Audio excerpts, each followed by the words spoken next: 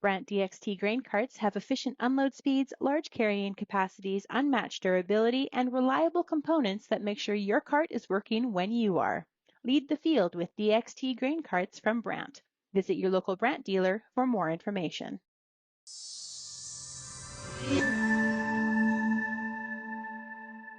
Longtime listeners of this program for the past year have heard us talk a lot about Genesis Fertilizers on the program here. Obviously, a big opportunity to have a new fertilizer plant based out of Saskatchewan.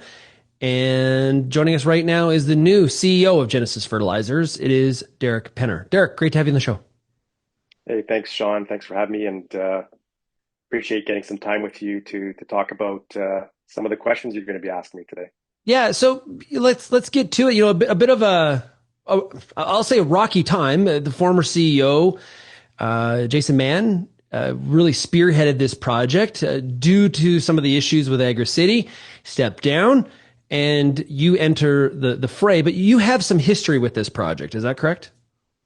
Yeah, I've been involved in some shape or form with this project probably for the last 8 years. You know, I've been working, I've worked with Jason to put together, I'll call it investor presentations to try to look at strategics, putting a lot of the farmer presentations together, looking at the fundamentals of the project, some of the financials of why this was feasible or not, working with some of the partners that we had in place. Like we did a lot of work with Stantec, BMO Capital Markets at the time, some of the law firms, and so we put a lot of effort into this. So I have a bit of a background and knowledge of why this project makes a lot of sense. And your career, you've been in the ag space before, a lot of time, obviously in the M&A space, but you do have some ag background, former head of Monsanto Canada, going back a decade ago. Like you said, you've been around this project, but your history or your specialty is finance, in particular in the M&A side of the equation. Yeah. So, even at Monsanto, I held some pretty interesting roles there. Like you said, I was the head of Canada for the last couple of years of my career with Monsanto. But prior to that, I was heading up our Europe, Middle East, Africa region in our strategy, licensing, and product management area. And that was a big, what I would call a big kind of M&A type role, merger, acquisition, divestitures, and in fact even restructuring. That hopefully doesn't have a play in here, but M&A is like a foundation for a project like this. When you think about aligning with capital investment and high risk areas such as where we're at with the feed, the front end engineering design, it takes a lot of financial discipline and strategic alignment and getting credible external partnerships in place to secure all this long term. So I think when I think about M&A, it's like if you go to somebody who wants to sell their business one day and you talk about the journey of going to the market and marketing your business and meeting with potential prospective investors and trying to keep this all kind of tight-lipped and anonymous, you're really doing the same thing as what we're doing here at Genesis. It's almost like the bit of the reverse though. Like we're marketing this project to, I'll call it grassroots farmer investors across Canada. What are some of your immediate priorities? Oh, well, I would say that the biggest one is securing the feed completion and advancing towards final investment decision. I mean, as a lot of people already know, we signed a number of agreements to support the feed, which is the front end engineering design work. The group that's executing on the feed is Daelim out of South Korea. They're working diligently with the technology providers, which include Tyson Krupp, Ude Fertilizer Technologies, Stami Carbon. Those groups are out of Europe, and then Carbon Co on the carbon capture side, which is a sister company of DL. And so, to me, it's securing that and getting that in place to understand what the true cost of capital will be to move this project into FID. So that would be number one. Number two is strengthening our capital strategy and investor engagement. As you can imagine, this is it's not a typical project where you're going out to a bunch of institutional investors and getting them. We're trying to make this a massive grassroots project. And, to date, I don't know the exact numbers because it's only been a couple of days, but I believe we have close to 700 farmer investors, and we need a lot more than 700 farmer investors, not only to bolster up the path towards feed and FID, but also to support the offtake component, which is an extremely important component when we talk about final investment decision, going to lenders and trying to secure financing for the construction of the project. Yeah. Okay. So let's hit on that a little bit more. So 700 current investors still looking for more. There is a capital gap here, especially on that farmer offtake side. Why is that offtake important? Yeah. So when you talk about bringing in strategic operators or strategic partners into the fold, and I want to circle back and say our objective is to try to make this farmer owned and majority owned. And so, but we're going to need an operator. We're going to need a strategic investor because that brings a lot of clout to the project outside of that. But the offtake is really important because when you go and start speaking to lenders and, like a project of this size is, you're not just speaking to one lender, you're going to speak to a primary lender, and they're going to bring in a syndicate. The offtake is important because it creates that what we call that closed loop system. And so when they're looking at financing the project, they're looking at the capital, they're looking at the equity that's been put into the project, and then they're saying, okay, how do we know that the product that's going to be outputted from the business is going to be sold? Well, if you have 1,000 farmers or 2,000 farmers, and they're going to take 700,000 tons of the project, you're almost guaranteeing the sale of the product. So it's like that. I don't know if you hear this a lot in the market, but it's that whole recurring revenue or subscription base. They're locked in. So that is extremely important to not only industry partners, but also lenders. Your background is here, so I'll go there. Is who has controlling interest of Genesis? Can you because that's a question that comes up a lot. I was at Ag in Motion this week, and that's a question the audience asks me a lot, and so I thought I'd ask you. Yeah. So the way that the organization or the Genesis is structured is structured under a general partnership, limited partnership model.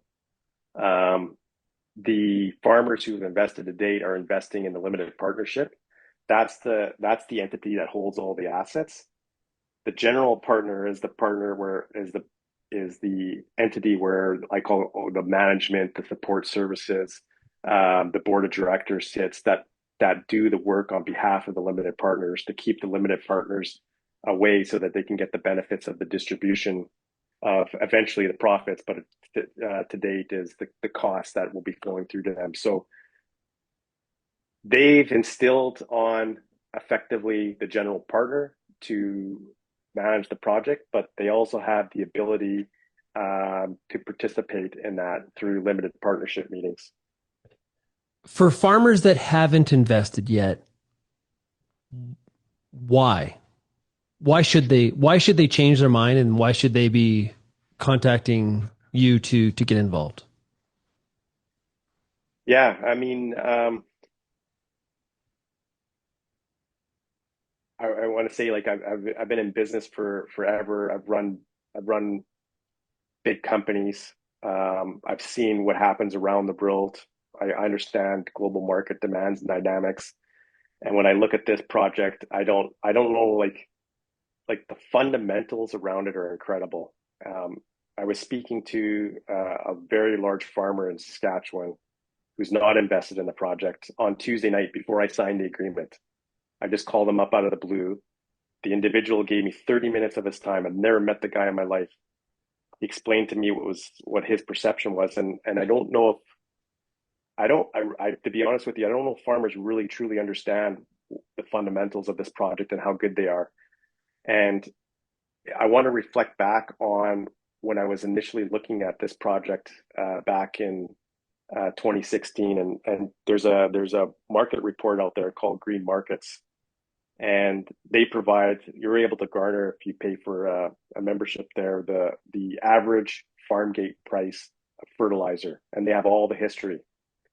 And when I was looking at those numbers, and again, I don't know what's said, but when I was looking at those numbers alone, the average farm gate price to a farmer was around $524 a ton for the last 30 years.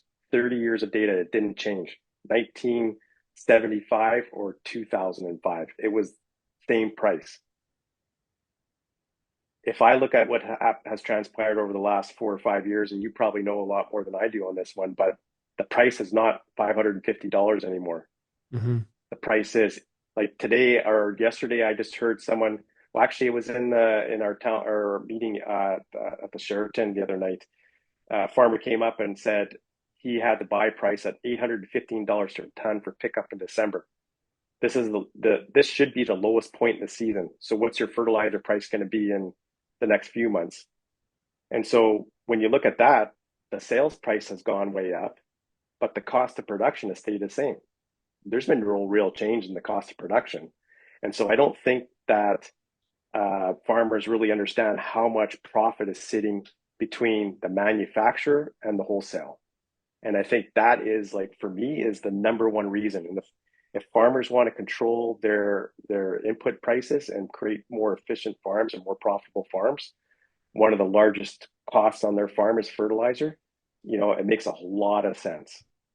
Is Jason Mann, the former CEO, is he connected to the project anymore at all, or give us an update there?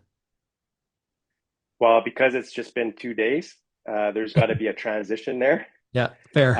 Like Jason, through all the challenges that have been faced over the last few months with him, he also had, brought a great vision to the project and a great project to the table, and expended a lot of effort to get there.